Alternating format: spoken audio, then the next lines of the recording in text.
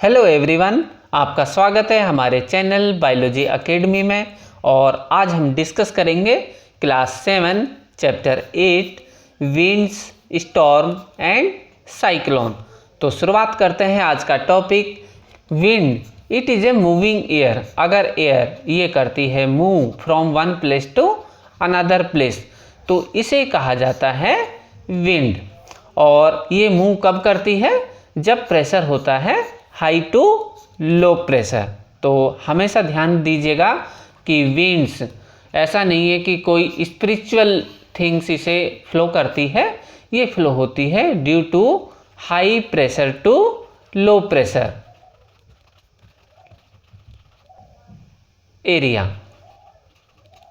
The second term is cyclone. और cyclone को कहा जाता है चक्रवात। और इसमें विंड ये ब्लो होती है speed more than 120 kilometre per hour और इससे ज़्यादा। Other name of cyclone in American continent is hurricane, typhoon in Japan, China and Philippines.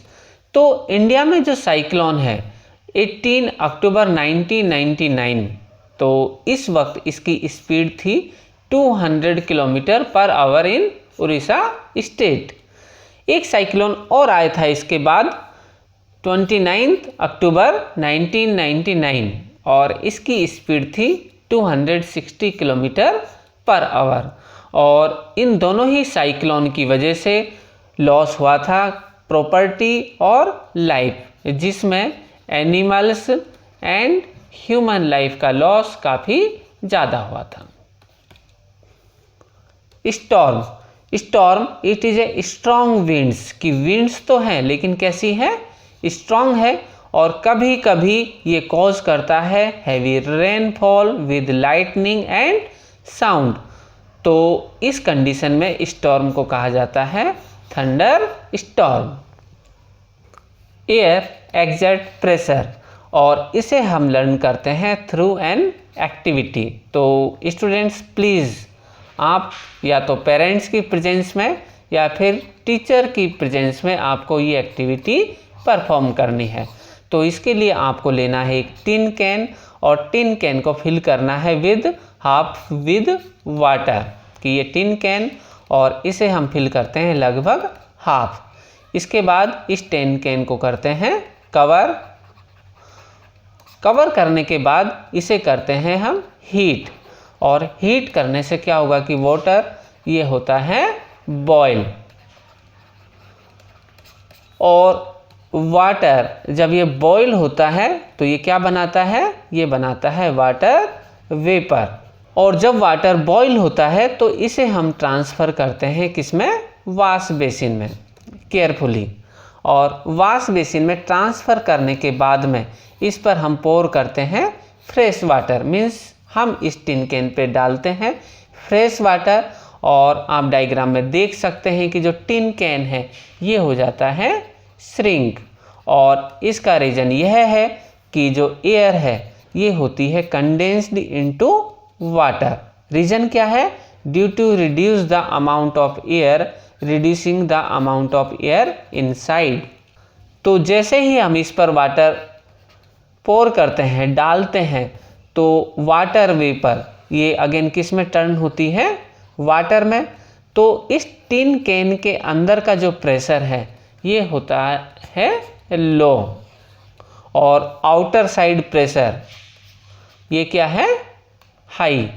तो इस वजह से ये टिन कैन ये हो जाता है श्रिंक। और लर्नर्स आपकी जानकारी के लिए बता दें कि अर्थ पर प्रेशर हम सभी के ऊपर है। Even plants, animals and other non livings. इसीलिए आपने ऑब्जर्व किया होगा कि समुद्र के बॉटम में अगर एनिमल्स सरवाइव करते हैं तो ये होते हैं फ्लैट, लाइक ऑक्टोपस। क्योंकि प्रेशर होता है ज़्यादा तो उनकी जो बॉडी है वो कैसी हो जाती है? फ्लैट हो जाती है। Other examples of air exert pressure. तो इसके लिए हम लेते हैं एक सॉफ्ट प्लास्टिक बोतल और इस सॉफ्ट प्लास्टिक बोतल को फिल करते हैं हम हॉट वाटर से। इसके बाद बोतल को करते हैं खाली और खाली करने पर हम इसके कैप को कर देते हैं टाइटली पैक्ड और इसे प्लेस करते हैं अंडर रनिंग वाटर। तो आपको करना क्या है कि जो वाटर बोतल है हमारी सिंपल वाटर बोतल लाइक बिसलेरी, तो इसमें पहले फिल कीजिएगा आप हॉट वाटर। हॉट वाटर को आपको फिल करने के बाद क्या करना है, रिलीज करना है, फिर इसे करना है टाइटली पैक्ड और टाइटली पैक्ड करने के बाद में हम इसे प्लेस करते हैं अंडर रनिंग वाटर। तो होगा क्या कि रनिंग वाटर के अंदर ले जाने पर ये बोतल ये हो जाती है श्रिंक। रीज़न यही है कि जो बोतल है हमारी इसके अंदर एयर, इसका प्रेशर हो जाता है लो और लो प्रेशर होने पर बाहर से प्रेशर लगता है हाई, तो इस वजह से ये हो जाती है shrink. Other examples of air exert pressure like fly A kite, पतंग का उड़ना, boat and ride A bicycle against wind direction. तो यहाँ पर भी हमें काफ़ी ज़्यादा एनर्जी का यूज़ करना होता है। Overfilled bicycle tube with air में बास्टेड। तो आपने ऑब्जर्व किया होगा कि गलती से जो हमारी साइकिल है इसके ट्यूब में हम एयर फिल करते हैं हाई, तो इससे क्या होगा कि जो ट्यूब है ये हो सकता है बस्ट। और ये किसकी वजह से है, because air exert pressure. Our next point is high speed winds are accompanied by reduced air pressure. कि जब विंड होती है हाई स्पीड में, स्पीड कैसी है, हाई है, तो एयर प्रेशर ये हो जाता है लो। तो इसे हमें परफॉर्म करना है थ्रू एन एक्टिविटी। तो इसके लिए हमें लेना है एक स्मॉल पीस ऑफ पेपर और इसे करना है क्रैम्बल इनटू ए बॉल साइज। इस तरह से कि एक बड़ा पेपर है और इसे हम छोटा सा बॉल साइज पेपर बना देते हैं। इसके बाद लेते हैं हम एक बॉटल और इस बॉटल में इंसर्ट करते हैं इस बॉल को, पेपर बॉल को, और पेपर बॉल को इंसर्ट करने के बाद में हम ब्लो करते हैं एयर। तो एयर ब्लो करने पर आप देख सकते हैं कि ये जो पेपर बॉल है ये बोतल के बैक साइड में नहीं जाता है। कहाँ पर रहता है, near the mouth of bottle. तो इसका रीज़न क्या है, when we blow into the mouth of the bottle the air near the mouth has higher speed. कि यहाँ पर स्पीड कैसी होगी, सबसे ज़्यादा होती है, मैक्सिमम स्पीड है। और इस मैक्सिमम स्पीड की वजह से क्या होगा, ये डिक्रीज़ करता है एयर प्रेशर को, और एयर प्रेशर डिक्रीज़ होने पर the paper ball come out from the mouth of bottle. की जो पेपर बॉल है ये बॉटल के माउथ से बाहर आ जाता है। Our next activity is blow the balloons and air pressure. तो इसके लिए हमें लेना है 2 बैलून्स, इक्वल साइज बैलून, और इनमें फिल करना है वाटर। वाटर फिल करने के बाद इन्हें करना है ब्लो, और ब्लो करने पर दोनों ही बैलून्स को टाई करना है हमें एक स्ट्रिंग से। तो इन दोनों ही बैलून्स में कुछ अमाउंट में तो है वाटर यहाँ पर इसके बॉटम सरफेस पर, और ऊपर की तरफ फिल है एयर। और इन दोनों के बीच में हम डिस्टेंस रखते हैं अबाउट 8 to 10 सेंटीमीटर। तो जब हम एयर ब्लो करते हैं between the space of the balloon यहाँ पर, तो होना क्या चाहिए कि ये दोनों आपस में रिपेल होते हैं, दूर जाते हैं। लेकिन जैसे ही हम एयर ब्लो करते हैं तो ये दोनों कहाँ जाते हैं, नज़दीक आ जाते हैं। इसका रीज़न यह है कि यहाँ पर क्या है, द एयर प्रेशर, ये होता है रिड्यूस, मीन्स लो होता है, और लो एयर प्रेशर की वजह से balloons they moves towards each other. Our next activity on the basis of air pressure, और ये एक्टिविटी है blowing over a strip of paper. इसके लिए हमें बनानी है एक पेपर स्ट्रिप, और इस पेपर स्ट्रिप की साइज होगी 20 centimetre long and 3 centimetre wide, और इसे हमें कुछ इस तरह से होल्ड करना है, और होल्ड करने पर हम एयर ब्लो करते हैं ओवर द पेपर, मीन्स इस पेपर को लगाते हैं लिप के लोअर साइड में और ऊपर से हम एयर ब्लो करते हैं। तो होना क्या चाहिए था कि ये पेपर कहाँ जाना चाहिए था, इसके नीचे की तरफ, लेकिन जैसे ही एयर ब्लो होती है तो कुछ देर बाद इसकी जो पेपर स्ट्रिप है ये ऊपर की तरफ राइज करती है। तो इसका भी रीज़न यह है कि जब विंड ये होती है स्पीड में तो ये रिड्यूस करती है एयर प्रेशर को। एयर एक्सपेंड ऑन हीटिंग, कि एयर ये फैलती है कब, जब हम इसे करते हैं हीट। तो इसे हम लर्न कर सकते हैं एक एक्टिविटी से। इसके लिए हम लेते हैं बॉइलिंग ट्यूब, या फिर हम कह सकते हैं टेस्ट ट्यूब, और टेस्ट ट्यूब लेने पर आप डायग्राम में देख सकते हैं, टेस्ट ट्यूब लेने पर हम बैलून को करते हैं tight at the neck of test tube, तीनों ही टेस्ट ट्यूब में, और इन तीनों ही टेस्ट ट्यूब्स को हम डिप करते हैं किस में, वाटर में। तो हमारे पास में टेस्ट ट्यूब हो गई 3, 1, 2 and 3। Pour some hot water in beaker. Insert the boiling tube with the balloon in hot water. Observe 2 to 3 minutes for any change in shape of a balloon.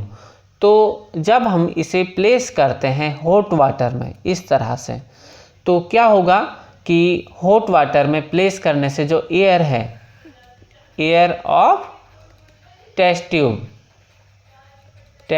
Tube, तो ये होती है expand, और expand होने पर ये balloon ये होता है हल्का सा राइज अप। और अगर हम इस टेस्ट ट्यूब को अगेन प्लेस करते हैं इन कोल्ड वाटर, तो कोल्ड वाटर में जाने पर जो हॉट एयर है, हॉट एयर, तो ये टर्न होगी किसमें, कोल्ड एयर में, मीन्स एयर ये होती है ठंडी, और कोल्ड एयर ये कॉज करती है लो एयर प्रेशर। तो ये बैलून ये मूव करता है इनसाइड टेस्ट ट्यूब। तो इसका मीनिंग ये हुआ कि जो एयर है ये एक्सपेंड होती है हीटिंग करने पर, और एयर ये श्रिंक होती है कोल्ड और लो टेम्परेचर पर।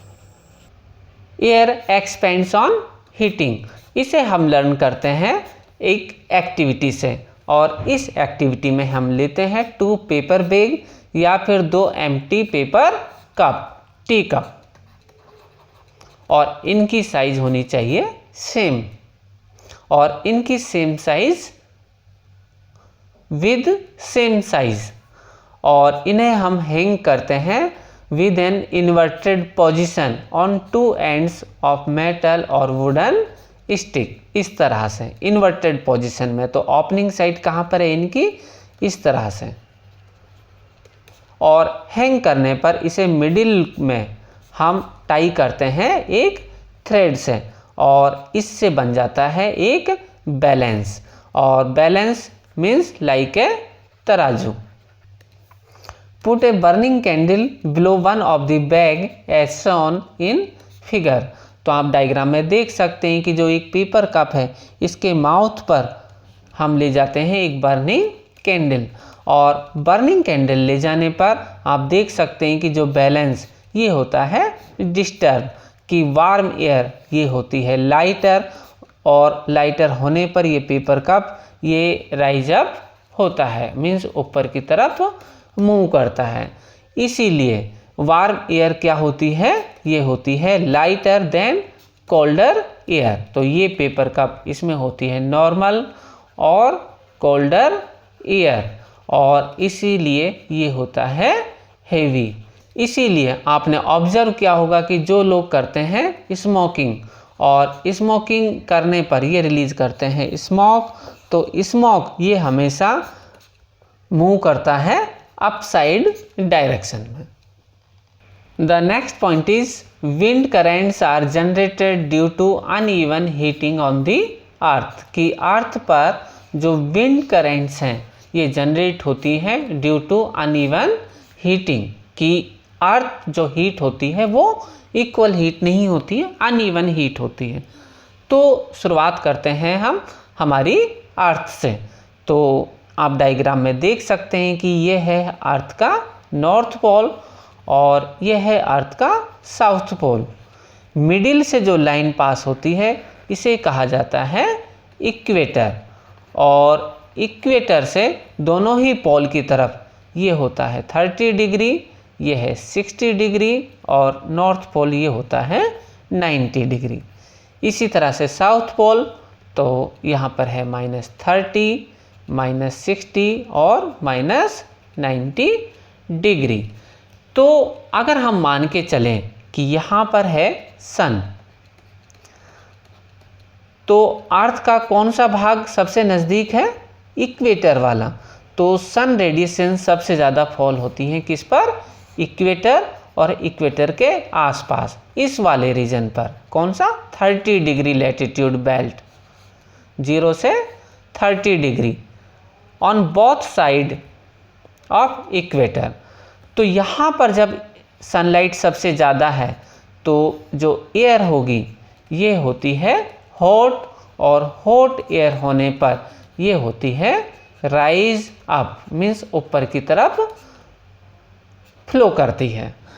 तो राइज अप होने पर यहाँ पर क्या होगा, प्रेशर ये होता है लो प्रेशर, और इस प्रेशर को मेकअप करने के लिए जो नॉर्थ एंड साउथ पोल है इससे एयर ये मूव करती है as a wind from north and south pole to equator. और जितनी ज़्यादा एयर वार्म होती है, इक्वेटर जितना ज़्यादा गर्म होगा, विंड्स उतनी ही तेज़ी से ब्लो करती हैं। These winds blow from north and south towards the equator.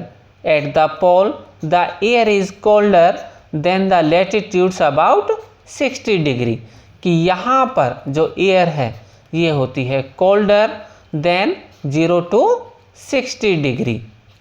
तो 0 से 60 डिग्री तक ये एयर होती है हॉट, और यहाँ पर ये एयर करती है राइज अप। पहली, I wonder why the winds shown in the figures are not in the exact north and south direction. तो यहाँ पर पहली का कहना सही है कि ये क्या है, नॉर्थ पोल, इधर है साउथ पोल। तो ये विंड्स सीधी ब्लो क्यों नहीं करती हैं जब इनको सीधा ही मूव करना है। तो इसका रीज़न है कि अर्थ ये रोटेट करती है अपने ही एक्सिस पर, ऑन एक्सिस, और ऑन एक्सिस पे जब रोटेट करती है तो एयर ये क्या हो जाती है, हल्की सी मूव हो जाती है, क्योंकि कंटिन्यूसली ये ब्लो तो होती हैं सीधी, लेकिन अर्थ ये कर जाती है मूव, और इस वजह से ये लाइन ये स्ट्रेट वे में शो नहीं की जाती हैं। विंड्स का नेक्स्ट रीजन है uneven heating of land and water. तो इन समर सीजन, तो समर सीजन में क्या होगा कि समर मीन्स गर्मियों के दिनों में इक्वेटर लैंड्स ये होती है वार्म अप फास्टर, बहुत जल्दी वार्म होती है ड्यू टू हाई टेम्परेचर। तो ये है हमारी अर्थ। तो अर्थ का इक्वेटर सन है यहाँ पर, तो बहुत जल्दी वार्म होने पर एयर राइज अप होती है। Then the water in the ocean, कि ये सिटी है, लैंड है, यहाँ पर तो एयर राइज अप फास्ट होती है एज कंपेयर टू वाटर। तो होगा क्या कि यहाँ पर वाटर के चारों तरफ, तो यहाँ पर एयर प्रेशर कैसा है, हाई, इधर एयर प्रेशर कैसा है, लेस। तो तो लेस होने पर यहाँ पर डे टाइम में ये होती है विंड ब्लो, और विंड ब्लो होने पर ये कॉज करती है रेन। तो इसीलिए इन विंड्स को कहा जाता है monsoon winds. In winter season the direction of winds flow gets reversed.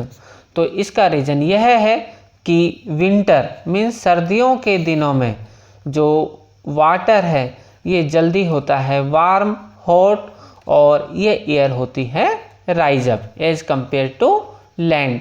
तो वाटर यहाँ पर एयर प्रेशर होता है लो और इधर एयर प्रेशर होता है हाई। तो एयर मूव करती है high to low air pressure.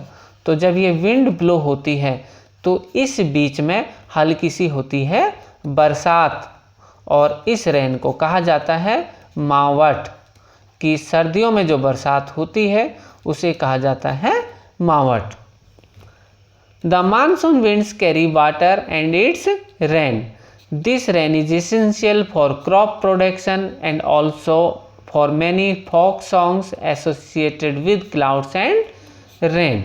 कि बहुत सारे गाने और संगीत मानसून के सीजन में गाए जाते हैं, कुछ फेस्टिवल्स सेलिब्रेट किए जाते हैं, and they are depends on monsoon.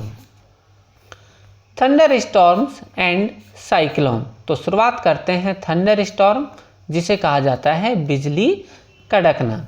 Thunder storm the rising temperature produce strong upwards rising winds. These winds carry water droplets upwards where they freeze and the fall down again.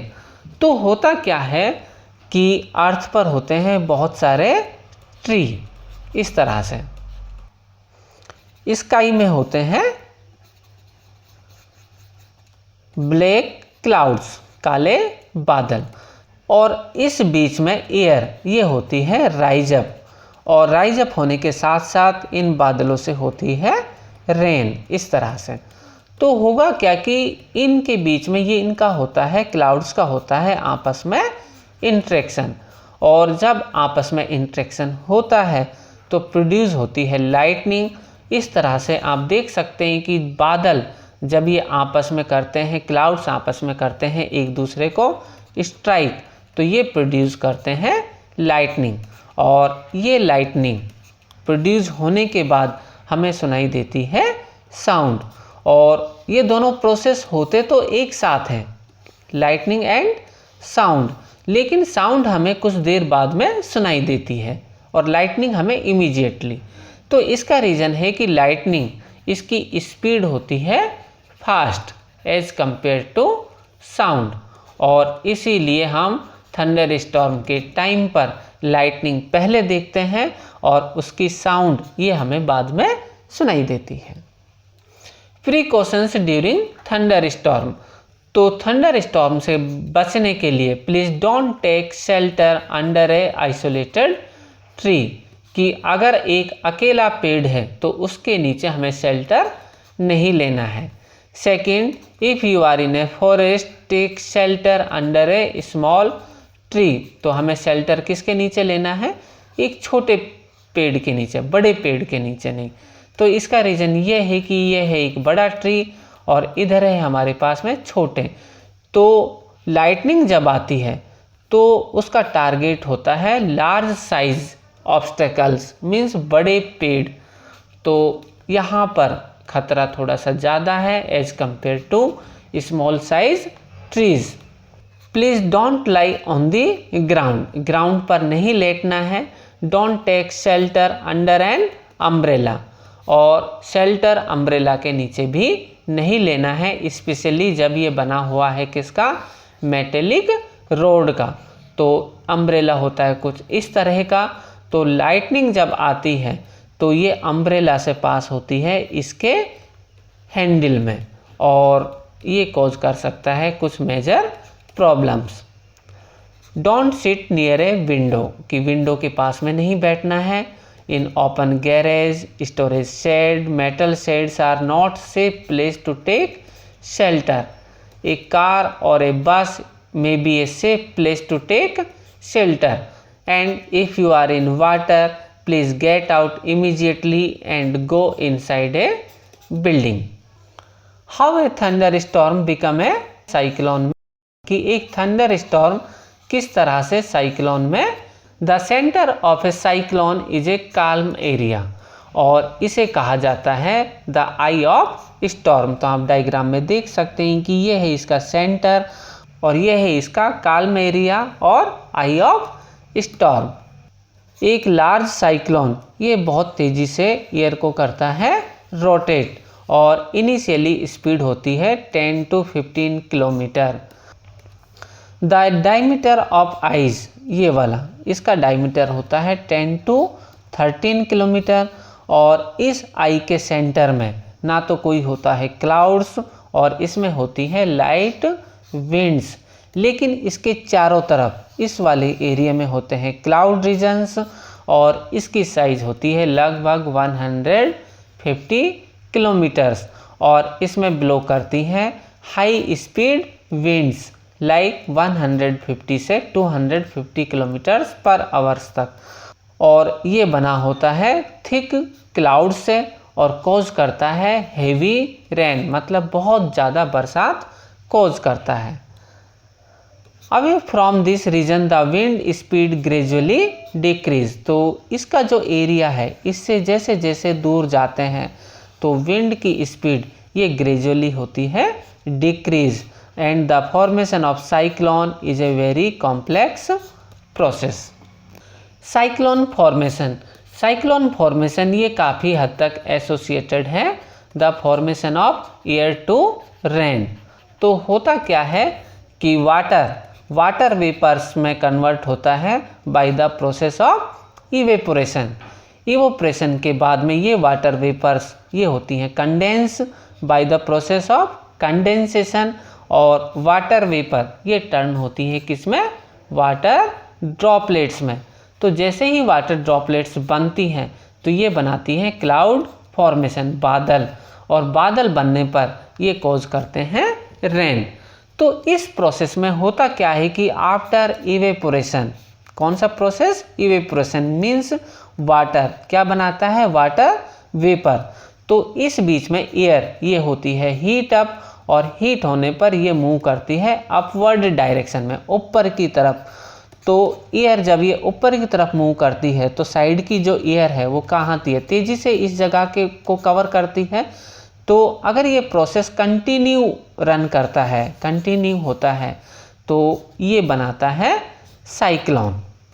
तो इस process में होगा क्या कि air ये continuously होती है rise up, और राइज अप होने पर और लो प्रेशर एरिया होने के कारण आसपास की जो एयर है ये होती है इसके चारों तरफ रिवॉल्व, और रिवॉल्व होने पर एक वेदर कंडीशन है, और इस वेदर कंडीशन में बनता है साइक्लोन। और साइक्लोन को कुछ फैक्टर्स अफेक्ट करते हैं like wind speed, wind direction, temperature and humidity, और ये डेवलप करते हैं cyclone. Distraction caused by cyclone, कि साइक्लोन ये कर सकता है कुछ नुकसान। तो साइक्लोन वैसे तो ये डिस्ट्रक्टिव होते ही हैं, और इसका रीज़न होता है कि इसमें विंड्स ये होती हैं काफ़ी powerful. The low pressure in the eyes lift water surface in the centre, कि यहाँ पर होता है लो प्रेशर, और अगर ये साइक्लोन बनता है वाटर में तो ये वाटर को भी ऊपर की तरफ लिफ्ट कर सकता है। द राइजिंग वाटर में be as high as 3 to 12 metre, और ये पानी को राइज अप कर सकता है 3 to 12 मीटर्स तक, like a water wall moving towards the shore, और इसकी वजह से वाटर ये काफ़ी तेज़ी से मूव करता है किनारों की तरफ। As a result the sea water enter the low lying coastal areas, की जो सी वाटर है ये एंटर करता है कोस्टल एरियाज़ में, और कोस्टल एरियाज़ में ये कॉज करता है loss of life and property. इसके अलावा ये रिड्यूस करता है फर्टिलिटी ऑफ सॉइल। क्यों? क्योंकि जो सॉइल है इसमें कौन सा वाटर आता है, सी वाटर, और सी वाटर इसमें होते हैं सॉल्ट, और इस वजह से सॉइल ये ज़्यादा फर्टाइल नहीं होती है फॉर प्रोडक्शन ऑफ क्रॉप। तो इस कंडीशन को कहा जाता है it increase the alkalinity in soil. Continuous heavy rainfall can cause flood situation, और रेनफॉल अगर इसमें होता है कंटिन्यू तो फ्लड सिचुएशन कॉज होती है। And high speed winds and ये डैमेज करती हैं हाउसेस को, telephone line and other communication system and also trees. Tornado इसे कहा जाता है बवंडर। A tornado is a dark funnel shaped cloud, इस तरह से, that reach from the sky to the ground, और ये रीच करते हैं स्काई से कहाँ पर, ग्राउंड पर, और साथ में कॉज करते हैं rain. Rising air from the ground, ये ग्राउंड है और ग्राउंड से वार्म एयर ये होती है राइज अप, ऊपर की तरफ। तो यहाँ से तो सीधी पास होती है लेकिन ऊपर जाके ये स्टार्ट होती है स्विरलिंग, मीन्स रोटेट होना शुरू करती है। एट टिप इट्स ओवर, इसके टिप पर, नियर क्लाउड्स। तो जब ये एयर होती है रोटेट तो ये बनाती है फनल। इसके टिप पर फनल बनने पर ये शक करता है more warm air from the ground, इस ग्राउंड एयर को और ज़्यादा अमाउंट में करता है शक, और शक करने पर बनता है फनल शेप स्ट्रक्चर। और ये फनल शेप स्ट्रक्चर जब टच होता है किससे, ग्राउंड सरफेस से, तो इसे कहा जाता है टॉर्नेडो।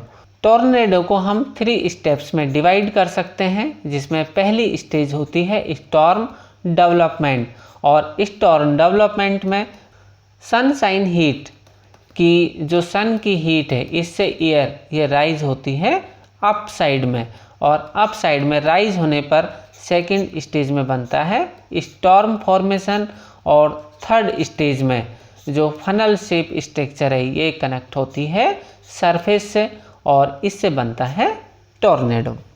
टॉर्नेडो से किस तरह से बचा जा सकता है, तो इसके लिए blow down on knees protecting heads and neck using arm. तो डायग्राम में आप देख सकते हैं कि नीचे झुकना है और अपने सिर को प्रोटेक्ट करना है through our hand. Anemometer, anemometer एक डिवाइस है and it is used for measuring winds speed and direction.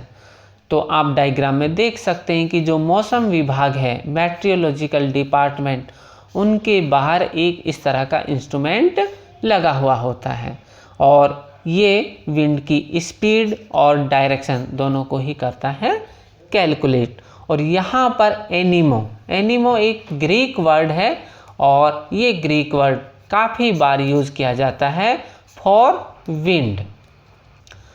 Tornado and safety measures, कि अगर टॉर्नेडो है तो हम क्या क्या सेफ्टी फॉलो कर सकते हैं। तो पहला पॉइंट है कि टॉर्नेडो ये होता है डार्क फनल शेप क्लाउड, और ये रीच करता है फ्रॉम स्काई टू ग्राउंड। तो मोस्ट ऑफ टॉर्नेडोज ये वीक होते हैं और ज़्यादा हार्म नहीं करते हैं, लेकिन the violent tornado can travel at speed of 300 kilometre per hour, कि कुछ ही टॉर्नेडो ये हमें कर सकते हैं हार्म, और इनकी स्पीड होती है 300 किलोमीटर पर आवर, की एक बुलेट ट्रेन के बराबर इसकी विंड ब्लो करती है। The tornadoes may be form within cyclone, कि टॉर्नेडो ये साइक्लोन के साथ भी हो सकते हैं। Then the whole coastal line of India is vulnerable, कि हमारे देश की जो कोस्टल लाइन है, कौन सी, उड़ीसा और इसके आसपास की स्टेट जो हैं वो वुल्नरेबल है, दुर्लभ है टू साइक्लोन, कि साइक्लोन इस एरिया में आते हैं सबसे ज़्यादा। पर्टिकुलर कौन सा, ईस्ट कोस्ट, और सेकंड जो कोस्ट है वेस्ट कोस्ट इन इंडिया, ये होता है less vulnerable to cyclone storm, and in both terms of intensity and frequency of the cyclone. क्यों? क्योंकि ईस्ट में इंटेंसिटी और फ्रीक्वेंसी ऑफ साइक्लोन ये होती है ज़्यादा as compare to west coast. Means यहाँ पर इस साइड में होते हैं केरल एंड कर्नाटका स्टेट, तो यहाँ पर साइक्लोन होता है कम।